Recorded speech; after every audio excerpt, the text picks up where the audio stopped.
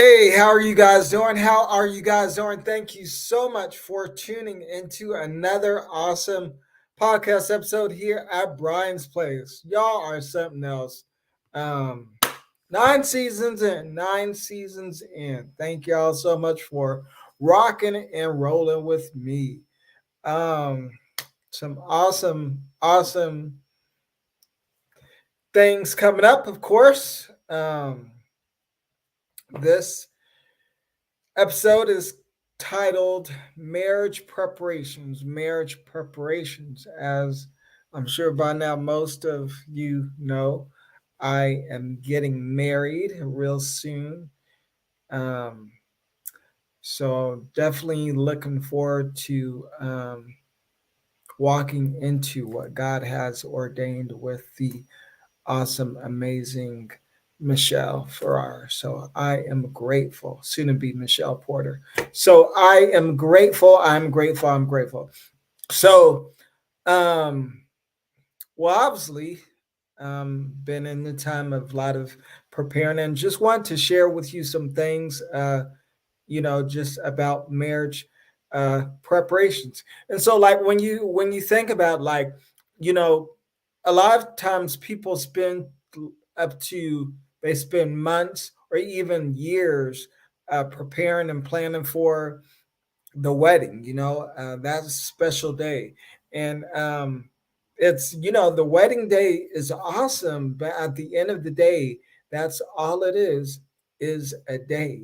Whereas the marriage is a lifetime. The marriage is supposed to be for the rest of your life. And so this is just my personal opinion, but I kind of feel that, if more people would I feel that more marriages would last longer if more people prepared for the actual marriage as much as they do for the wedding. I feel more marriages would last longer if people prepared for the marriage as much as they do for um, for the wedding. And these are just some things I just want to share with you. And, as we talk about marriage preparation, and as you come on, for those who may be watching live, feel free to leave a comment or something in the chat, or even if you're watching the replay of this, definitely feel free to leave a comment. So we can have some good dialogue. And I do see all the comments. So yeah, first off, I just want to say if anyone is thinking of getting married, I highly recommend premarital counseling. I highly recommend premarital counseling. Being in love, it's an awesome, amazing thing. It is. Being in love is great. It's a great feeling. You got all the butterflies, and you just all want to be. And it's great. It's great. That's part of it. But it's like there's so much more. It's almost like being careful not to get caught up in the 3 feet area of a pool, because there's so much more depthness in of the pool awaiting for your arrival. So it's like when you're willing to go and dive into the deep waters of learning not only about your spouse or the person you plan on marrying, but learning more about yourself. It ultimately helps you to become a better person altogether. And it's important to learn each other's personalities. It's like, why do they do the things they do?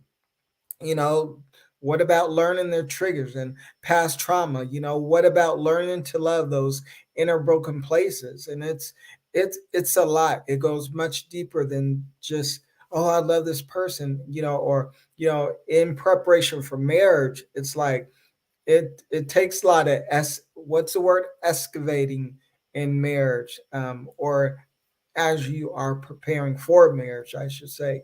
And there's also a lot of navigating and internal self. Excuse me. There's also a lot of excuse me, a lot of navigating, as well as internal self care, soul care, that one must do, because like what you don't want to happen is any undealt memory or trauma or emotion from the past leaking over into the new relationship. It's like, you know, the new person shouldn't have to pay for what wasn't worked on or what was, from the old relationship. So it's important to do that inner work. And so I thank God for extensive counseling and for awesome accountability and kingdom relationships around me. And it's important to have those relationships. Someone who can help you grow, someone who can help guide you, someone. Just awesome couples who can just show you how to walk. As it's one thing to walk as a single person. You're single. You can do what you want when you want. You don't have to pass it by anyone. But it's like when you're married, it's like you have to shed off that old way of thinking and put on this new way of thinking, that with your decisions, with your thoughts, with everything, it's no longer just about you, but now there's someone else being included in the equation. So that's also important to remember. Finding each other's strengths and using it for the common good. It's important to remember that you are a team. When you are preparing for marriage and you are married, it's important to remember that you are a team. And in the game of football, just because the quarterback may be good at throwing the ball doesn't mean he's good at catching it. So any successful team, you with any successful team, the players don't get upset with one another because the other person isn't as strong in something as they are. Okay, so one person may be good at throwing the ball. He may not be good at catching the ball. Okay, so that person can be the quarterback. Another person may be good at receiving the ball. He may not be good at throwing the ball. So that person could be a receiver. Another person may not be good at throwing the ball um, or receiving the ball. He may be good at defending the opponent or tackling the opponent. So he's used as maybe a tackle. So every gift has a purpose. There's a place for everything. You may not be good at everything, but you are good at something. So it's important to come together and to find out what each other's strengths are and make them work for the common good. And so likewise, I believe, like, your spouse should be your spouse should be your best friend. And it's important to learn your best friend and truly take time to learn them. And it will help you love them. When you take time to learn them, you'll end up loving them better because you're loving them according to knowledge. The Bible says, husbands, dwell with your wives according to knowledge. Proverbs 4:7 says, wisdom is a principal thing. Get wisdom, and in all thy getting, get understanding. So knowledge and understanding, like, literally go hand in hand. So it's excuse me, it's really important and is really worth it.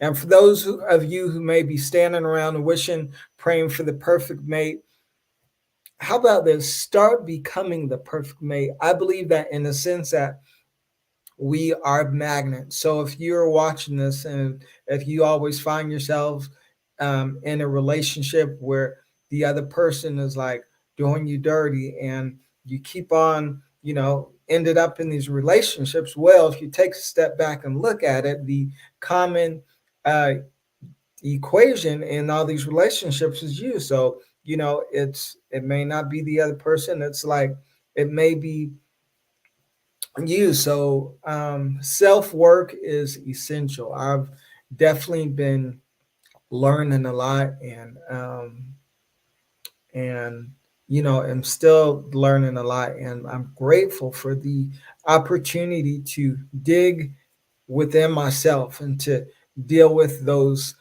things that maybe were swept under the rug, and that's part of, like, me becoming the best version of your that it's part of me becoming the best version of myself. So likewise, hopefully you want to become the best version of yourself as possible, for your spouse or your future spouse, and for you as well. And so that means digging. That means getting that internal shovel and reaching in there and digging. And so you know how, our fingernails. So sometimes as you go through the day, sometimes dirt unknowingly gets in beneath your fingernail. From far away, they look clean, but when you take a look, they may seem dirty.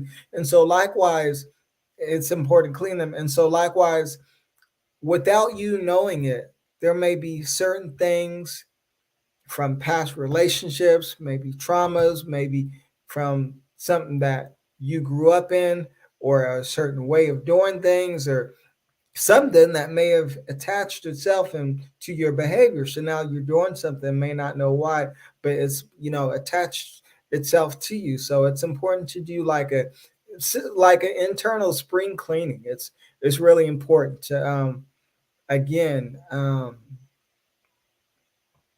it all goes back to value. It's important that you know your worth. It's important that you don't abort the process. Yeah, it may be tough, digging within deep, doing that internal internal soul care, but it's like it's all part of the process. It's like if you're a caterpillar, why would you abort the process knowing that there's so much more waiting for you, knowing that there's a better version of you waiting your arrival? So just something to think about.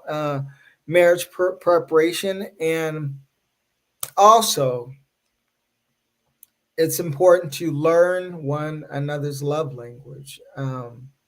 It's like going to another country. You know how you go to another country where they speak another language, and you prepare maybe months in advance. Maybe you take a course in that language so you can learn how to communicate while you're in that country, and you um, learn how to dwell in that country, and so you learn the dialect of that country. And so likewise, I believe it's important to learn the dialect of your marriage, learn the dialect of your spouse, so that you can operate um, successfully in marriage. And again, the thinking pattern and the dialect of a single person is much different than a married person. Single person, oh, I'm gonna do this. I'm gonna go on a road trip just cause I don't know where I'm gonna go, but I'm gonna just get on the road and go.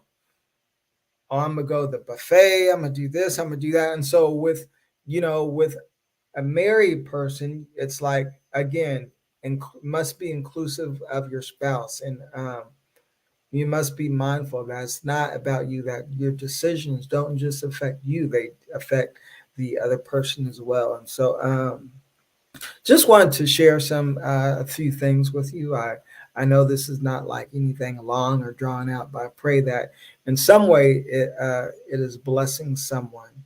Um, and you may be looking all over for your mate, but when you are still, when you are focused on God, when you are working and improving on yourself, when you truly surrender and give God the pen to your life, and when you give God the pen to your love story, and when you let Him write your love story, it makes a world of a difference. It makes a world of a difference because when you think about it, what man in their right mind wants to be walking around with someone else's rib? Like, nah, you want the rib that's designed for you. You want the rib that God has for you. Um, and when you get in that place with God, when you stay at your heart, when you stay at His heart, and when that time comes and He blesses you, you'll see how everything, all the preparation was all worth it. Um, and like, man, I'm like firsthand telling you, like, it's real. It's real. Michelle is like so amazing. She's I know she's my God given rib. And it's like way before I met her, like I've maybe for the past, I'll just say I had this vision board. And so like there were things on it I desired, in the wife God had for me, like someone I could pray with, worship with, laugh with, someone where we could be supportive of one another's goals, dreams, and idea, and someone that we can fly in purpose together, not just walk in marriage together, but soar in purpose together and be purpose partners. And someone where we could love one another as God has called us to. And so I already knew and had an idea of what I was looking for and what I would had been praying for, and I knew what God was calling me to, and I knew what God had placed in me. So with all that in mind, when I met Michelle, it's like not only did she align up with everything that I was praying for, line up with everything that was on my vision board, and with align up with everything that I was believing God for. But in addition to all that, the confirmations like started coming, like God like started speaking, like His word like would like jump out. Certain people would come like and give a word. So it's like um, preparing for marriage. And again, I think the another important aspect. I know preparing for the wedding can be a lot, stressful. Preparing for the marriage is a lot of work, but it's also important to keep the right perspective, to allow the joy of the Lord to be your strength, to be the wind beneath your wings, and to keep laughter in the equation and joy. Like it is so worth it. So those are just some quick tips I really wanted to share with you guys, and just something to think about. And again, if you guys have any questions, feel free to leave in the comments. Also, and Yellow Spirit, it's also important to realize that you are on the same team and that you are able to take constructive criticism. Um, that you know that your spouse is there to help you, and it there maybe their way of helping you looks different than you thought it would look, but if you can remember you're on the same team, okay, their way may be different, in the big picture they're helping you. If you can learn to accept what they're trying to give you, then it definitely helps. Um, if a fly comes in your face or a beef comes in your face, of course you're gonna swat the fly away, or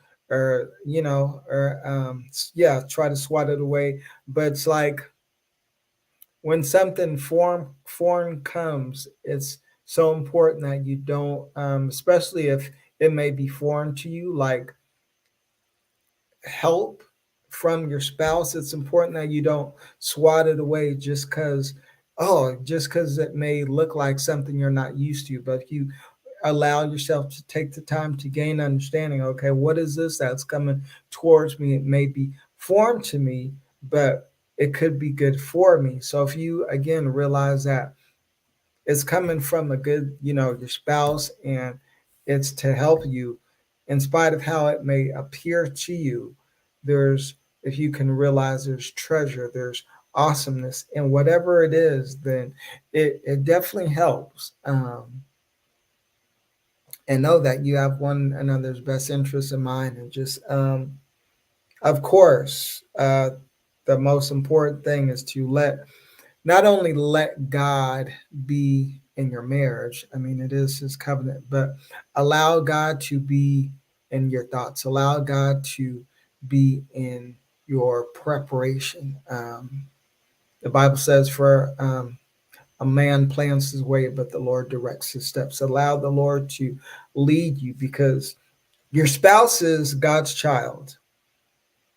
So if there's something about your spouse you may not understand, you go to the Father. Um, if there's something you want to learn how to do better, you go to the Father, like, Lord God, show me how I can do this better. Show me how to walk in love the way my spouse needs and desires to see your love walked out. Not in how I may think love should look, but in how you and your word says love should look. If it's patient, let me walk in patience. If it's kindness, let me walk in patience and kindness. But allow, and when you pray, and ask God, when you're after the Father's heart, and He gives you those things, it makes a world of a difference. Just yeah, it does. So thank y'all again for coming on. Just wanted to share these quick things with you. Um, Preparing marriage preparation. Marriage preparation is coming up. I got some awesome things coming up in the works. Excited to share with you all. And thank you all for your prayers, your encouragement, all your support. And yeah, we got some good things coming up. So we will definitely keep you updated. And as always, this is BDP, Brian David Porter, still living in purpose, on purpose, intentionally. Until next time, y'all be blessed. Love y'all to life.